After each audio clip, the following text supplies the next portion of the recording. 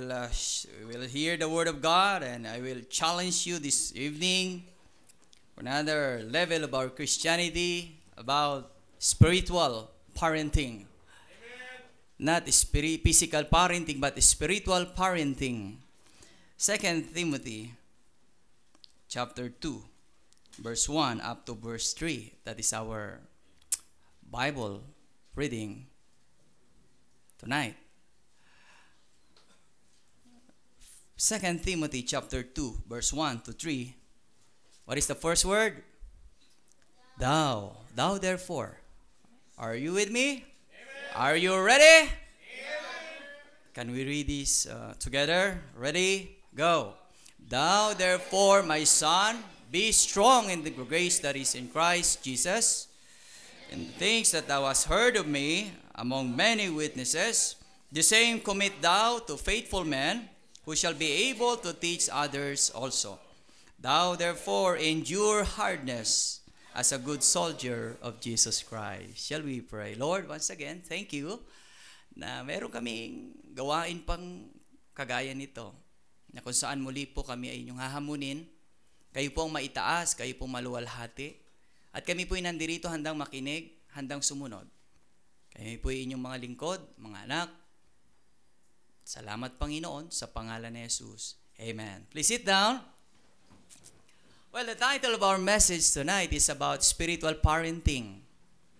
This is a 3 hours message, but hahati-hatiin ko na lang. I believe, I understand that you have your basketball tournament, ata? Oo. Sige lang. Shoot nyo lang ng i-shoot, ha? Ha? Shoot ng shoot. Maraming puntos. Alam niyo ba si Michael Jordan kung bakit naging magaling? Shoot ng shoot eh.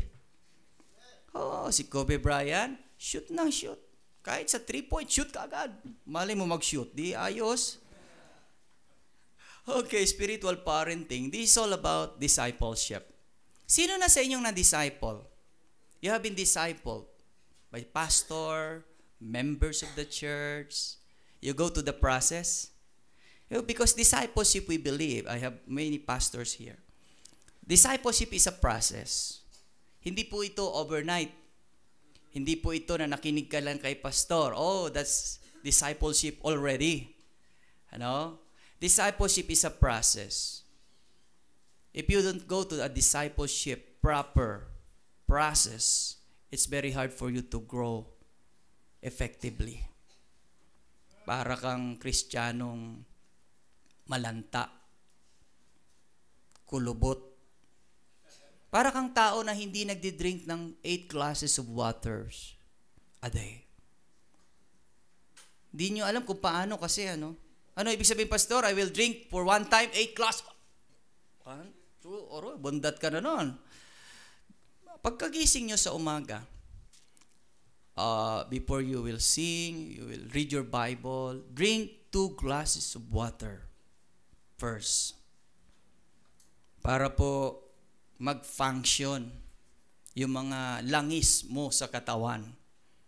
Okay? And after that, after you're taking a bath or shower, drink another 1 glass of water.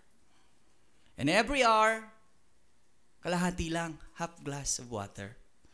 Before you go to sleep, para maiwasan mo yung high blood, heart attack, stroke, another, drink 1 glass of water.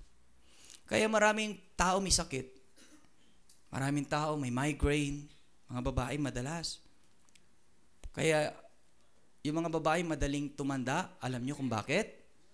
Kulang sa pag-inom ng tubig. That's the secret. Kaya bakit parang magkaedad lang naman sila mag-asawa, pero si misis niya parang mas matanda. Oo. Yung wrinkles, dumadami yan pag hindi ka umiinom ng maraming tubig. Sa mga lalaki naman, 40 years old above, to prevent yung sakit natin sa pag-ihi. Anong tawag doon? Yung prostate cancer. Because you drink not a lot of water. Lack of water ka.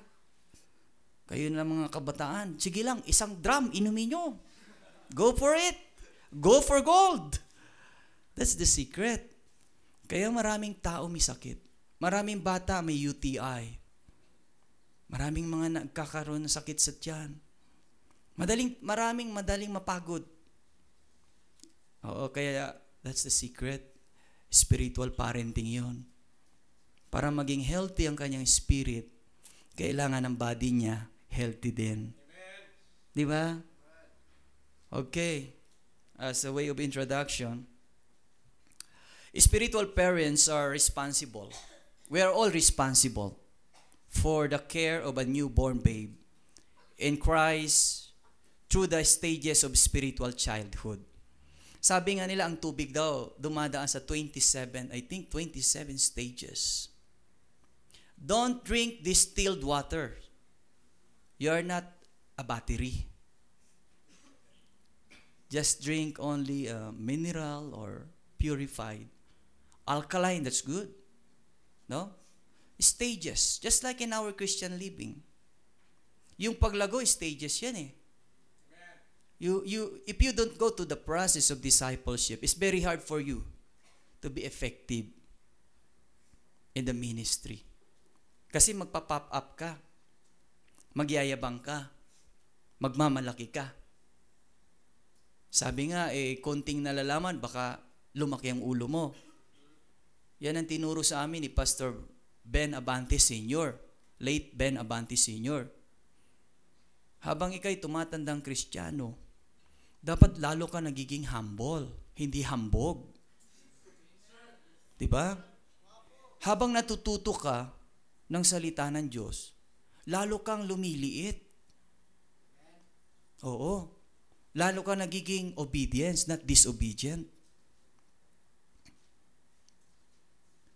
Stages of spiritual childhood, the same concern they have shared to their own child. Just like sa pagpapalaki ng mga bata. Diba? Sabi nga, your children must go to the process also. But you are accountable for God. Pag hindi mo sila tinuruan.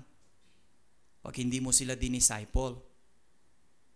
You cannot bring what you have if what you do not have. Diba? Tama ba yun? Ano? Tama yun, ano? You cannot give what you do not have. If you don't know how to win a soul, it's very hard to share how to win a soul. If you don't know how to share the gospel, naku, ganun din yun eh. Halos pareho, no? Kaya nga, paano mo sasabihin ang ganda-ganda sa Baguio, ang lamig, hindi ka pa nga nakakapunta sa Baguio. You must go first to Baguio and tell, oh, it's very cold, it's very nice in Baguio City. It's good to live. No? Libre ang aircon. Kaya lang, walang tubig. Kaya pasensya kayo dito sa Baguio, hindi kami uminom ng 8 glasses of water. 5 lang. Oh, tipirin ng tubig ha? Mahal yan. Oh. They understood that the first stage of spiritual maturity there are requirements. You know, relationship requires 5 things. Relationship requires what? Time. Huwag mong isipin na magiging maganda ang relasyon mo sa girlfriend mo kung wala ka namang oras sa kanya. Sa boyfriend mo, wala naman kayong time sa isa't isa. Uy, baka may mga girlfriend to. May mga girlfriend, may mga boyfriend, oh. Huwag mong asahan na magiging magandang relasyon mo sa asawa mo kung wala kang panahon sa kanya. Oh, ayan na. Sige. Talagang, ano na. Sige, fight. Fight a good fight. Let us finish this message. Huwag mong asahan na mamahalin ka ng mga anak mo. Wala ka namang panahon sa mga anak mo. Pastor, it hurts. It hurt me. Sakit. Kayo, inimbita-imbita niyo ako eh. Nananahimik ako sa manag. May misa pa nga sana ako ngayong gabi. Inimbita ako ni Father Butch. OP. Diba? Because relationship, it really requires time. If you don't read your Bible, paano magiging magandang relasyon mo sa Panginoon? Wala kang oras sa Kanya. Hindi ka nga umaatin sa church, paano magiging maganda ang relasyon mo sa mga church members? Pala-absent ka, late pa. Be ahead of time. Just put that in your mind, in your school, in your work, in everything you do. Be ahead of time. Be ahead to Satan. Nauunahan ka tuloy ni Satanas. Para kang si Juan. Sino ba yan? Si Juan Tamad. He just wait for the guava to fall down. Ayun, bumagsak sa mukha niya, di bukol. Di ba? Relationship, it really requires time. Just like in discipleship. You must give your time, your life to your disciples. O number 2. Wala yan dyan, ha? Mag-take note kayo. Relationship requires communication. Communication. Communication is a beautiful words that the Lord is looking for us. Of course, two-way communication, not one way. Two-way communication. When we pray, we talk to God. When we read the Word of God, God talks to us. That's two-way communication. It will really requires for your good relationship to God. Communication. Kaya nga, daming gadget ngayon eh. May cellphone, may laptop, Facebook, lahat na, name it. Kaya hindi na rason para hindi ka makipag-communicate sa pamilya mo. Maging sa Panginoon. Ang daming oras, ang daming panahon sa bahay mo. Ang tagal-tagal mo makipag-usap sa cellphone, pero sa Panginoon, ang bilis-bilis. Pag dito ka sa church, nagmamadali ka. Kasi may ka-communicate ka doon sa bahay. How your relationship to God will grow. You will not giving enough time for the communication. Communication is listening to the Word of God because God communicates to you.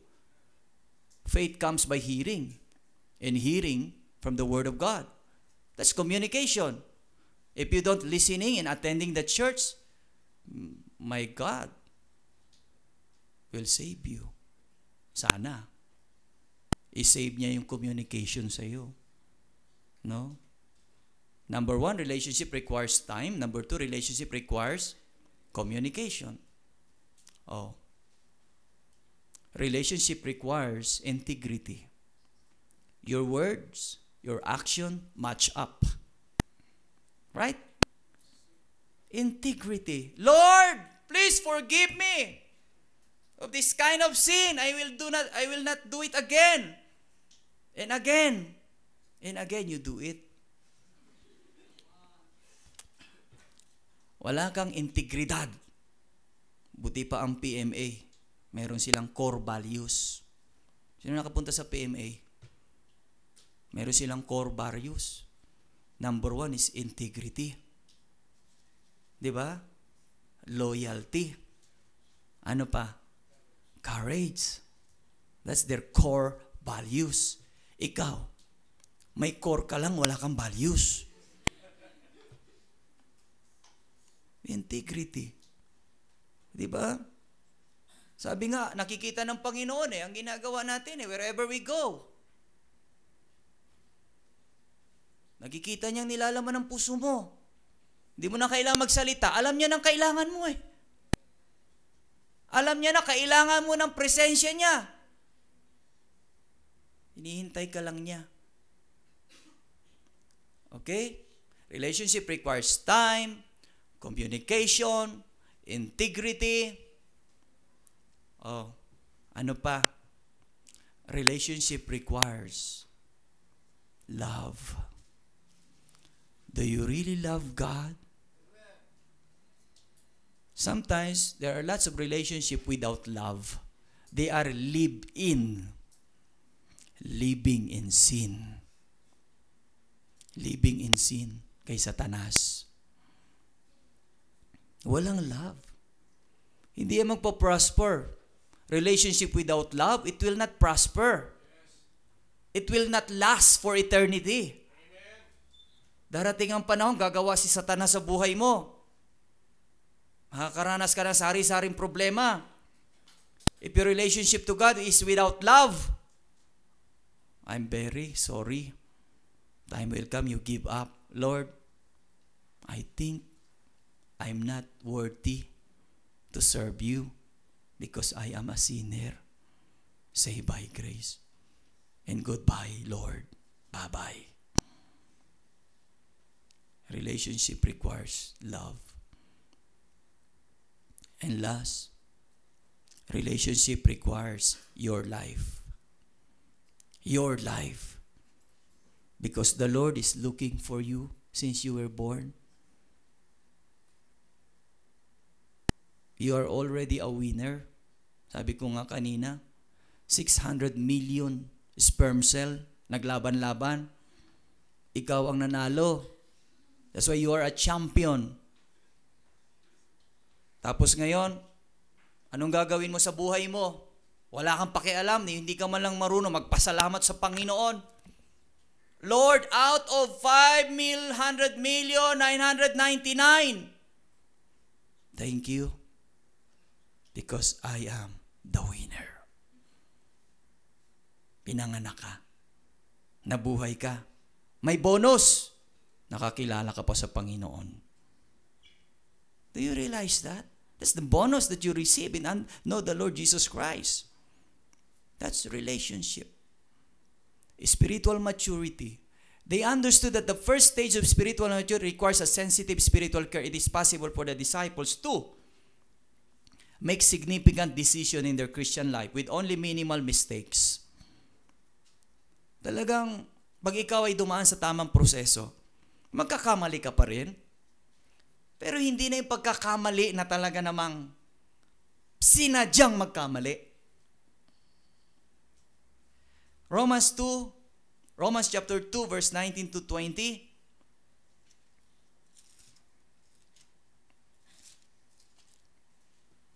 Romans 2, chapter 19, verse 20. And art confident that thou thyself art as guide of the blind.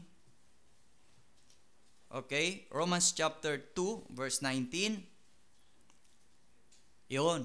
And art confident that thou thyself art a guide of the blind, a light of them which are in darkness, an instructor of the foolish, a teacher of babes, which has the form of knowledge in the truth and in the law.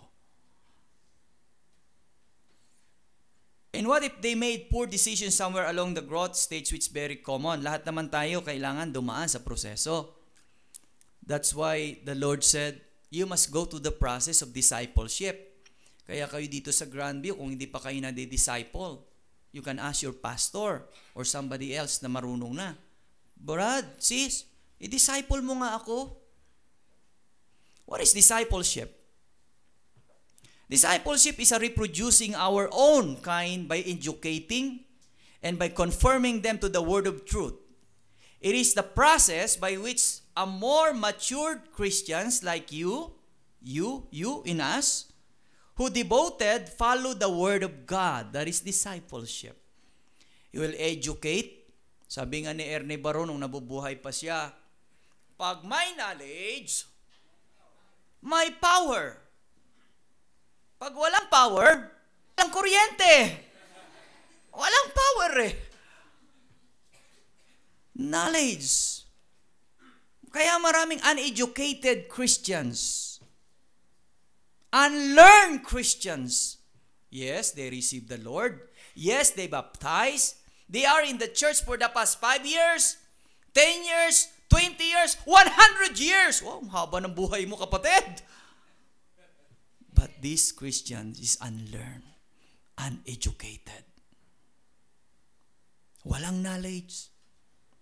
At pag wala kang knowledge, wala kang magagawa sa buhay mo.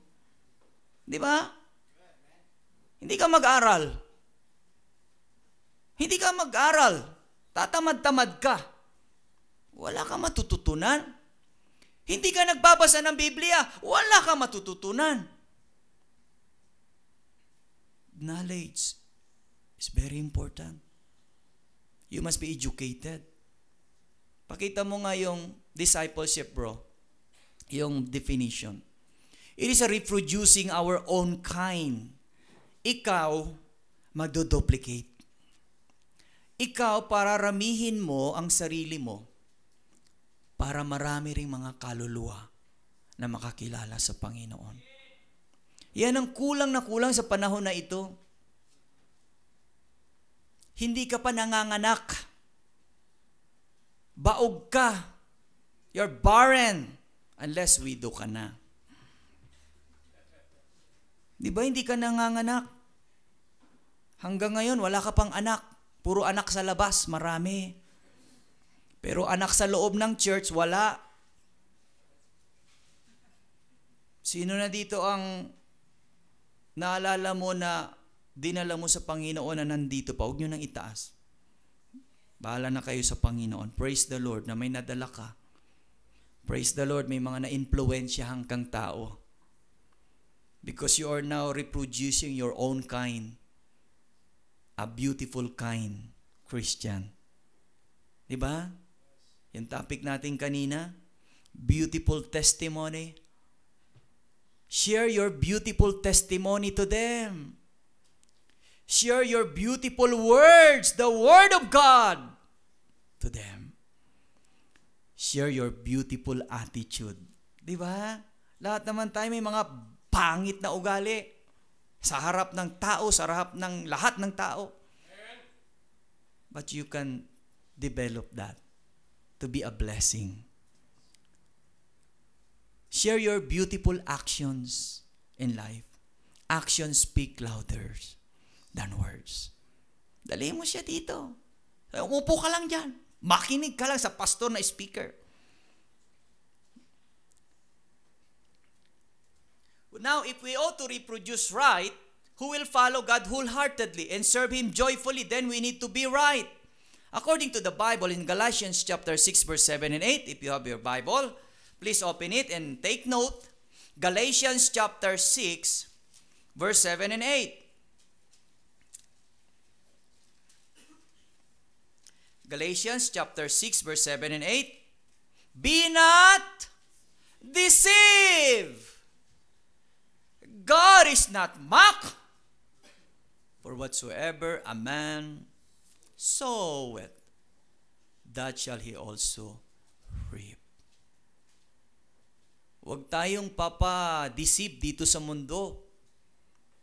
Kasi itong mundo na ito, pinapapangit ka. Pinapapangit yung words mo, pinapapangit yung testimony mo, pinapapangit yung action mo, pinapapangit yung attitude mo.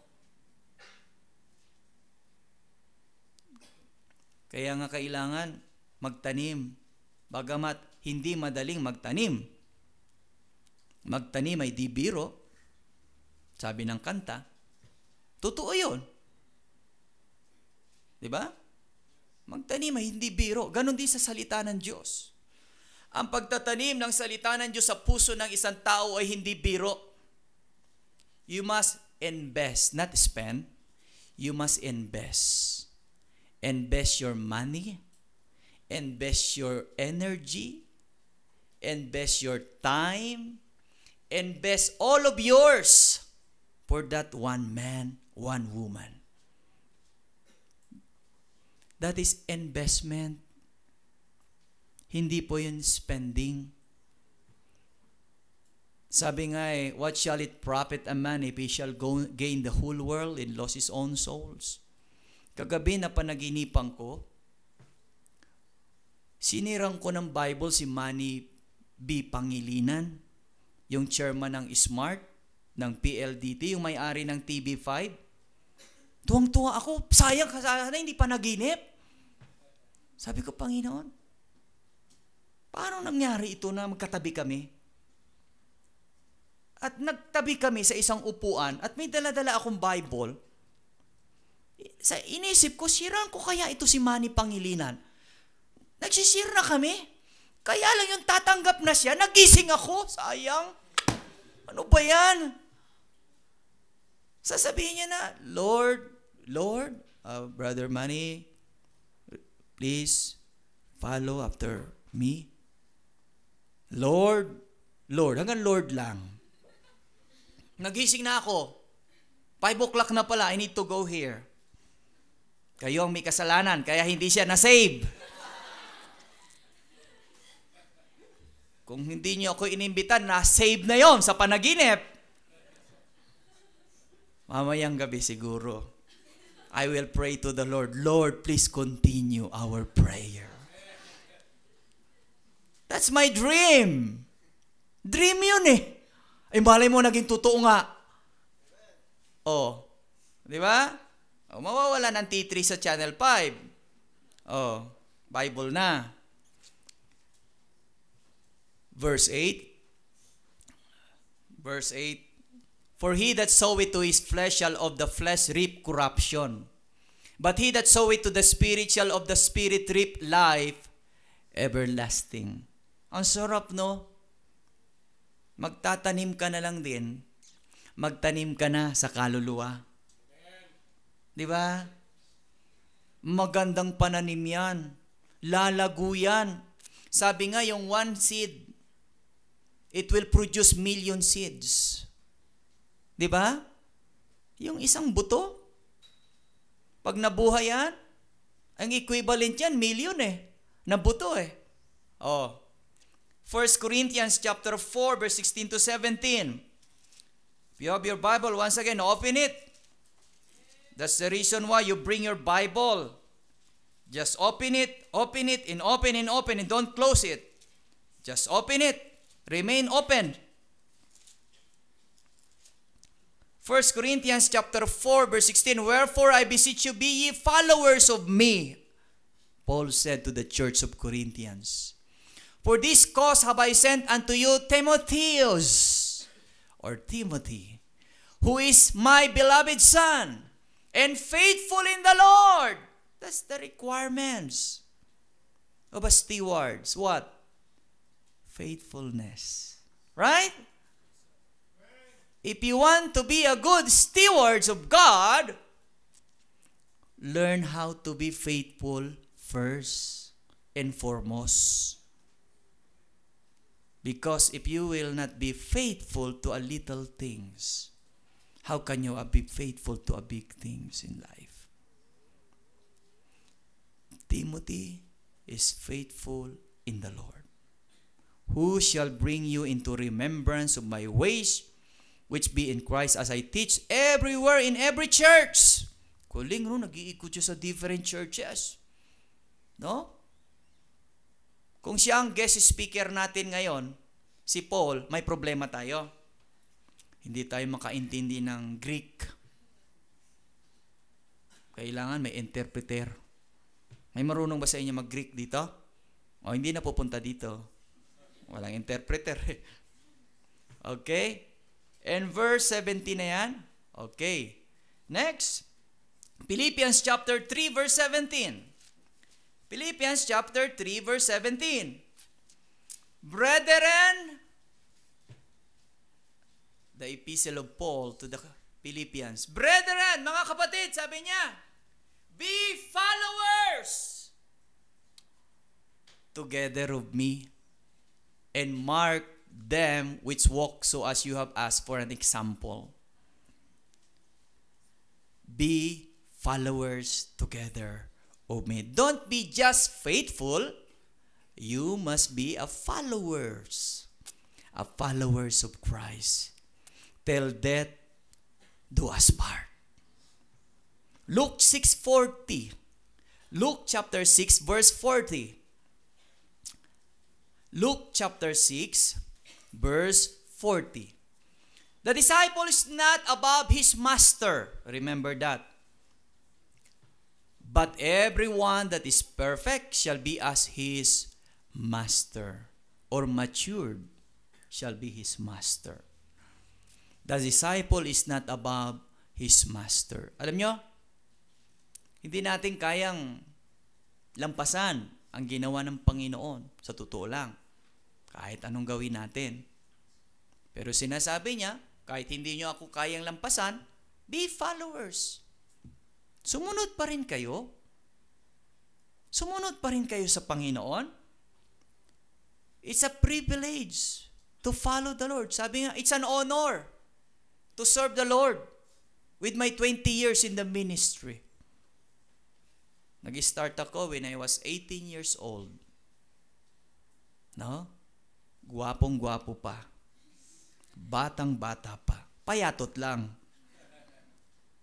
No?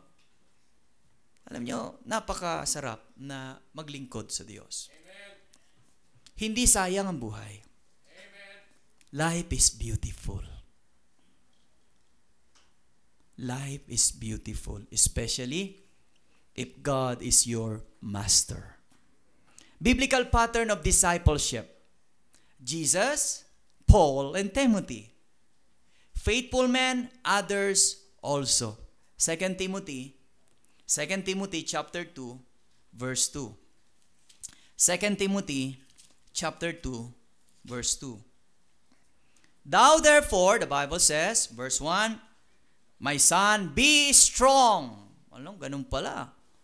Verse 1, balik mo sa verse 1. First, requirements and discipleship. Be strong. Thou therefore, my son, be strong. Pag ikay mahina, mahina ka. Pag ikay malakas, malakas ka. Maging matatag ka raw, maging malakas ka sa biyaya ng Panginoon. For by grace, you are saved. Diba? That's not of yourself. It is the gift of God. Lest any man should boast. Be strong in the grace that is in Christ Jesus. Yung biyaya ng Panginoon, nasa atin eh. Yung biyaya ng Panginoon, nasa iyo. Maging malakas ka sa pananampalataya. Maging matatag ka sa iyong buhay Kristiyano. Kailangan pakita mo kay Satanas, mas malakas ang Panginoon natin sa Kanya. Sa buhay na ito, marami tayong dadaan ng obstacles, pagsubok, pero mas malakas pa rin ang Panginoon natin sa mga pagsubok na yan. Yan ang sinabi niya kay Timothy. My son, be strong. That's first requirements sa discipleship. Dahil mga tao yan, may isip yan, hindi yan robot. May pakiramdam yan. May attitude yan. May pinag-aralan yan. Yung iba, walang pinag-aralan. May magaling dyan, may hindi dyan magaling. May matalino dyan at may hindi rin matalino dyan. Iba-ibang lahi niyan. May magagaling mag-English yan, may hindi magaling. Kailangan maging matatag ka. Dahil hindi lahat ng tao ay pare-pareho. Hindi lahat ng membro isang utak. Yung iba dyan, walang utak. Yung iba may utak-utakan. Yung iba, maraming utak. Ang dami, ano? Daming utak. Verse 2, and the things that thou hast heard of me. Yung mga bagay na natutunan mo sa akin bilang yung pastor, tinatawag ng my son, bilang tatay mo. I empower you, my son. I share the gospel. I share the word of God. I disciple you night and day. I preach the gospel according to Paul. Doon sa isang church for 3 years. Night and day, he shared the word of God to that church. Imagine niyo tayo, magkikita-kita lang tayo pag prayer meeting. Magkikita-kita lang tayo pag Sunday morning, Sunday night, Bible studies, tapos. Pero nung araw, they're really strong in the faith because they have their own services night and day. Iniisip ko nga, ano pa kayong ginagawa ng mga tao nung araw? May opisina ba doon? May trabaho ba mga ito? O kain tulog lang? No? Diba? Pagdating natin sa langit, tanungin nyo ha? Si Pablo, sino mo mauna sa atin dito? Tanungin nyo. Yun, may mauuna na, may nag-amen na eh. The same among many witnesses share the gospel, disciple them, And the same commit thou to faithful men and women in the church. Talagang yung dadaan lang sa proseso, yung makakatagal lang sa proseso, yung matapat. Dahil pag hindi ka matapat, hindi ka makakatagal eh. O, di ba? Hindi ka faithful eh. Idadaan ka sa proseso. O, tingnan niyo yung corn beef. Marami bang corn beef sa bundok? Hindi, baka muna, no?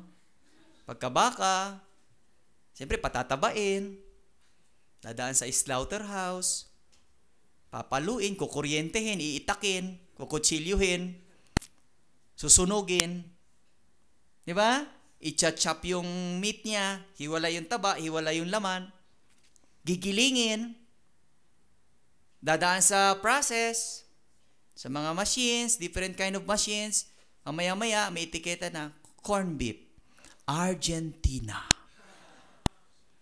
Hindi ko alam yung mga corn beef sa abroad eh. Si tatay, alam niya yan eh. Pure Foods. Ayun lang alam natin, Filipino made. Oh, di ba? Oh, Argentina. Process yan eh. Ang isang Kristiyano, hindi ka agad ganun, kagaling. He must go to the process. You must be faithful first before you go to the top. Who shall be able to teach others also? Para naman ikaw ay mapagkatiwalaan ng Panginoon. Para yung natututunan mo at nalalaman mo, maisishare mo yan sa mga tao. Ako, kung hindi ako dumaan sa proseso, tatayo ba ako dito sa harap nyo? Hindi siguro. Baka ako'y doon lang sa tabi-tabi, sa likod-likod lang. Pinatatayo, hindi tatayo. Pinatatanggap sa Panginoon para itaas ang... Di ba? Dumaan lahat tayo dyan sa pagiging mahiyain. Mahiyang konti, naalis yung hiya ng konti, hanggang sa dumating, wala nang hiya. You must go to the process. Di ba? Okay, last. There are two models.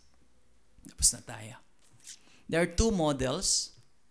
Number one, the good shepherd. Who is that? Jesus Christ. Ito yung mga modelo natin. Sila yung susundan natin. Mahirap sundan yung pastor eh. Hindi naman kakasya yung sapatos niya sa paa mo. Di ba? Jesus Christ. According to the Bible, John chapter 10 verse 11. John chapter 10 verse 11. If you have your Bible, open it. Don't close it. Just open it. John chapter 10 verse 11.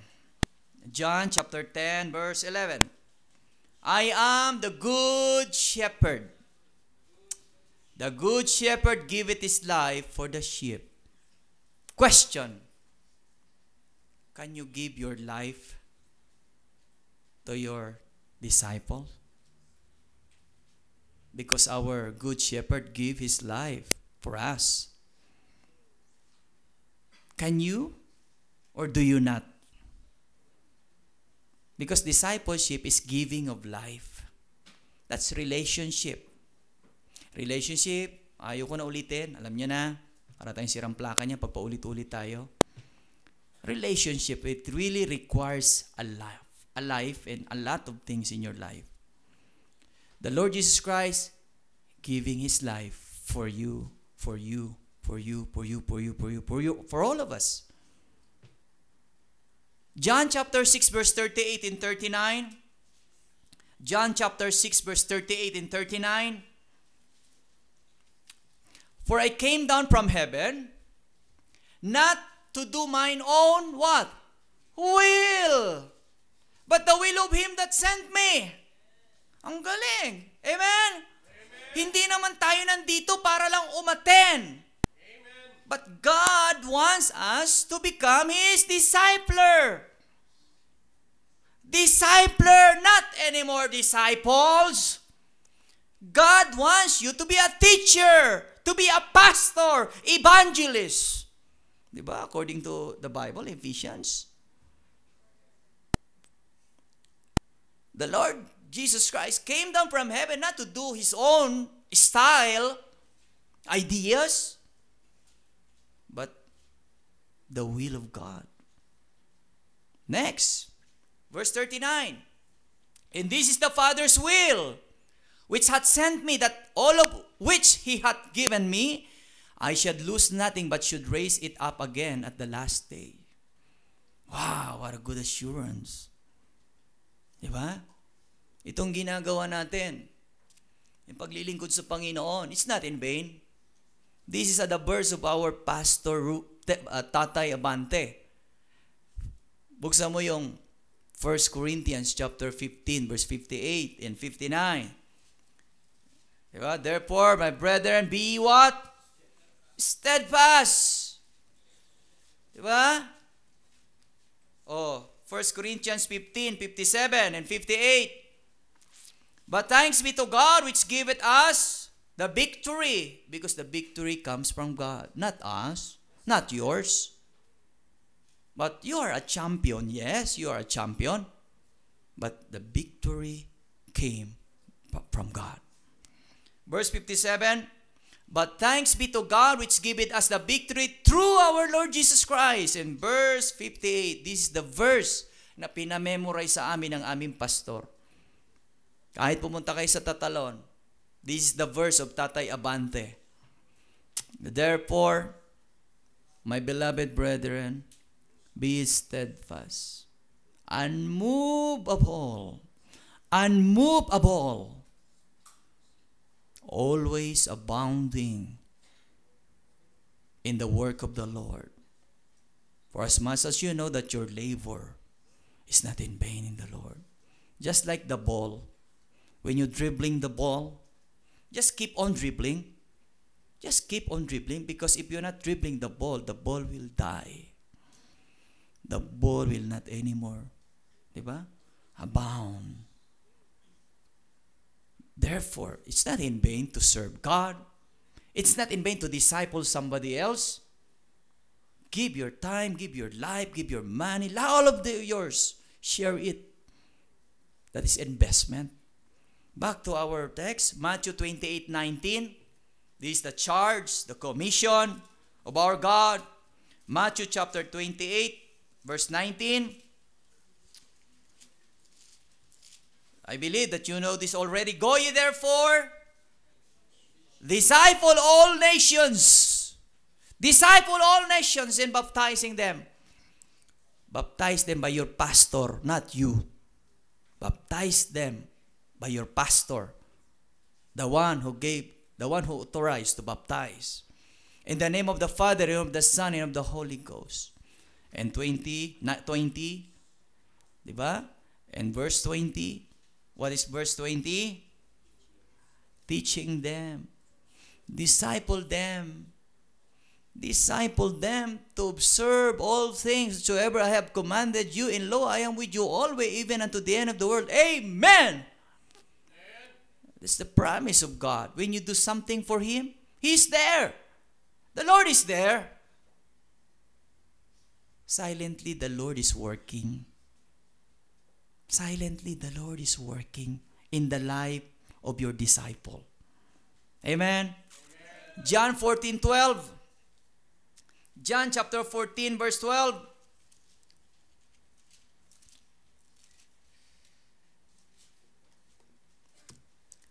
Truly, truly, verily, verily, I say unto you, he that believeth on me, the works that I do, the ministry that I do, the Lord said, shall he do also. Dati, nakikita nyo? You can do it also. We can do it by the grace of God. We can do it. And greater works than this shall he do, because I go unto my Father. Parang yung baton, iniwan na sa iyo eh. Pinamanahan ka. Pinamanahan ka na ng Panginoon. He gave all the things what you need. The presence of the Holy Spirit is there. The fruit of the Holy Spirit is there. The Bible is there. The church is there. The pastor is there. Wala ka nang hahanapin pa. Complete. That is our good shepherd, Jesus Christ. Last, the godly parent. Who is our godly parent? In our lesson, pakita mo. The godly parent, Apostle Paul. The godly parent. 1 Thessalonians chapter 2 verse 11. 1 Thessalonians chapter 2 verse 11.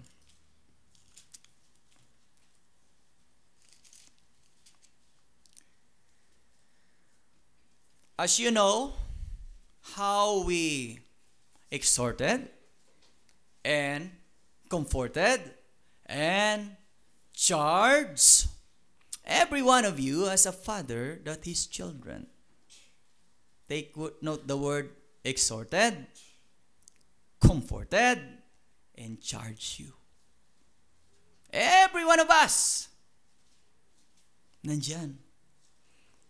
Nandyan ang sakripisyo, ang hirap na dinanas ni Pablo. At kung iisa-isahin natin yon, ang haba Nakaabutin tayo ng alas 8, alas 7.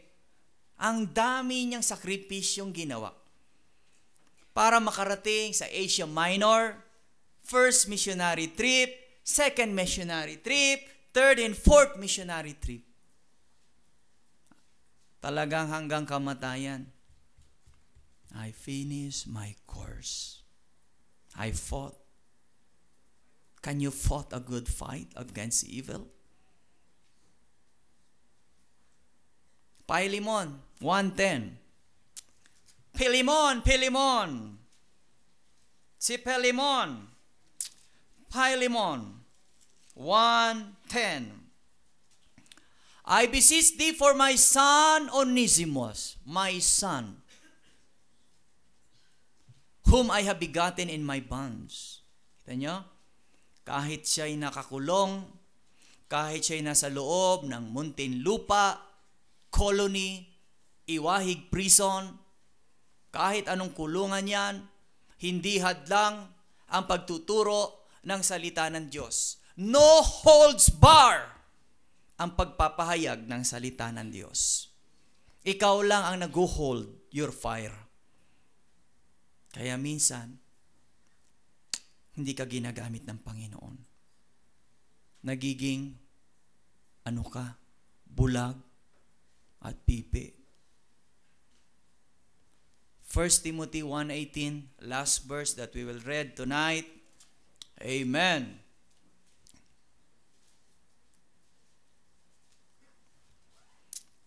This charge I commit thee,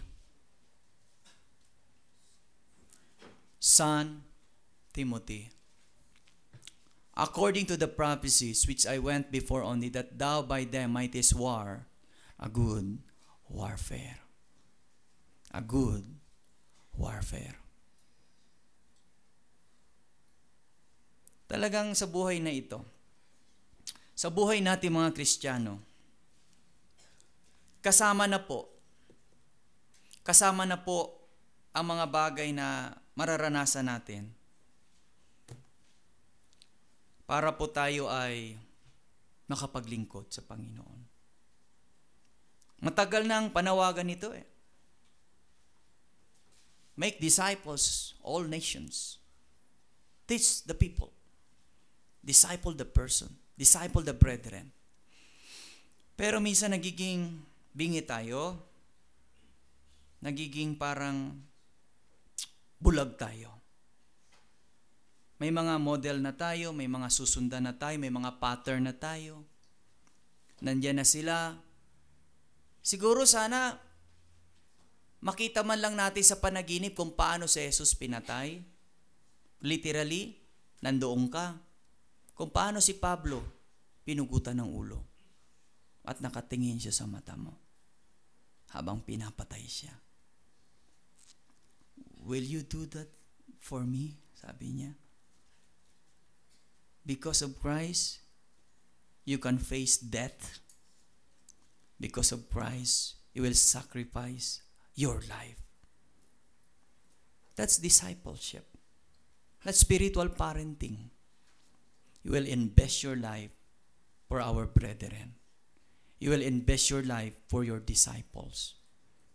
And I'm praying to the Lord that each and every one of us, we will sacrifice our life for the Lord.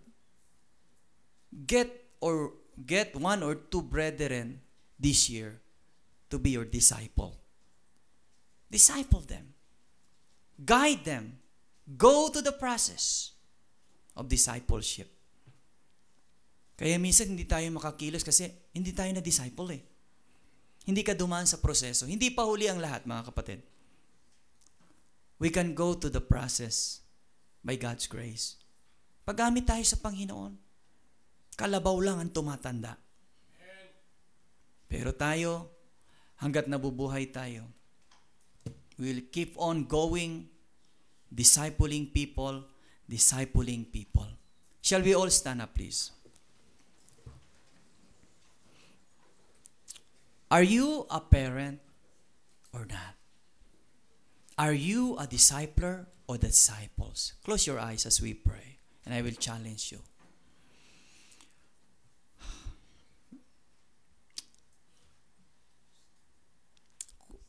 As you reflect to the words of God that we have shared and we have proclaimed tonight, and I believe God is talking to you. Since kaninang umaga until now, and I believe that God is talking to you right now.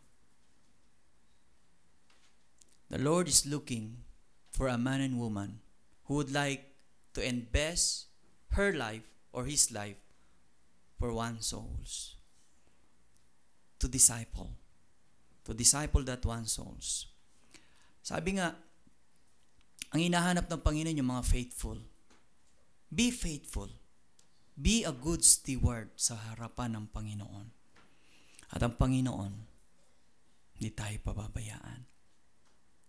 Ang hinahanap niya yung mga laborers. Many are called, but few are chosen. Maybe you are one of the chosen people na hinahanap ng Panginoon. Tandaan natin, ang Panginoon ay buhay. At lahat ng ginagawa natin for His glory, para sa Kanya lamang. Tandaan natin na hindi baliwala ang buhay mo dito sa lupa. It's not in vain. Therefore, my brethren, come on, be steadfast. Just keep on going. Keep on going. Be faithful. Be more faithful to God. Unmovable. Always abounding in the work of the Lord. Because our work in the Lord is not in vain. As the pianists play sounds of music, and I would like to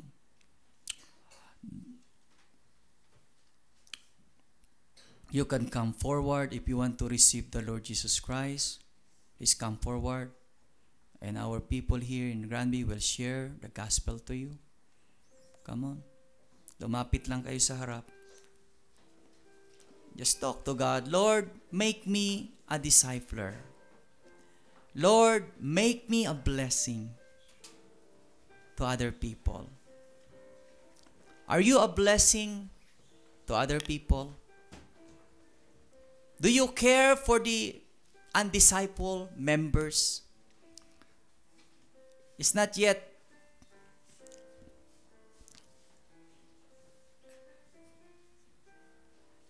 and we believe that the Lord will gonna use us mightily according to His will.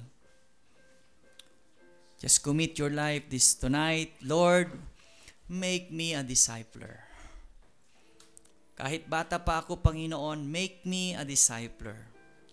Kahit matanda na ako, Panginoon, make me a discipler. Kahit ako'y binata pa, dalaga pa, Lord, make me a discipler. And the Lord will make you a discipler. That is your dream. That is your dream, and God will fulfill your dreams. If you want to be a discipler, God will do it as soon as possible. As you give your life to her, to Him, as you give your life and sacrifice for this kind of ministry of discipleship. Lord God, thank you so much. I believe that you touch their heart, you talk to them, continue to guide them, protect them, and bless them. Salamat, Panginoon. Hindi po kayo nagkulang sa amin. Kami po ang maraming pagkukulang. Kami po ay naging bingi, naging bulag sa gawain ninyo. Na sana po ako isa ng discipler ngayon, pero para bagang ako'y disipulo pa rin, na kailangang akayin, kailangang bisitahin, kailangang i-text at paalalahanan. Patawarin niyo ako, Panginoon. Nawa ay sa mga darating na Sunday, ako'y mauuna pang dumalo sa church. Ayaw ko na maging pabigat. Gusto ko maging blessing. Gusto kong lumago. Gusto ko maging tapat sa inyong gawain. Thank you so much, O God. Continue to bless your people here in Grandview, especially their pastor, Pastor Proy Medina, and all his co-laborers in this place. Thank you for our visitors.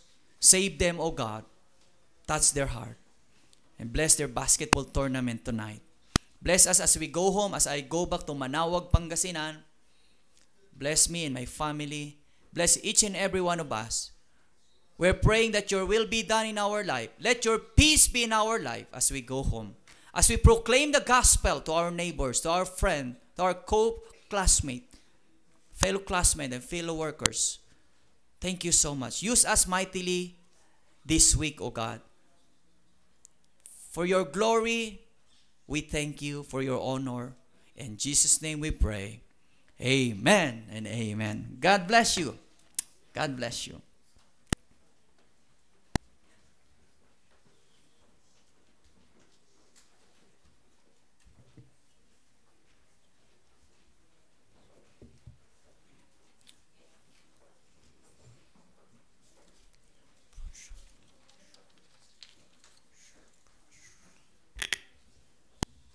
Okay, wag natin kalimutan po. Makinig na po. Yan. Natin kakalimutan yung ating old-fashioned Sunday sa October 28. Kailangan na nakaprepare na tayo sa ating isusuot. Ganoon din po yung ating yung pamaskong handog.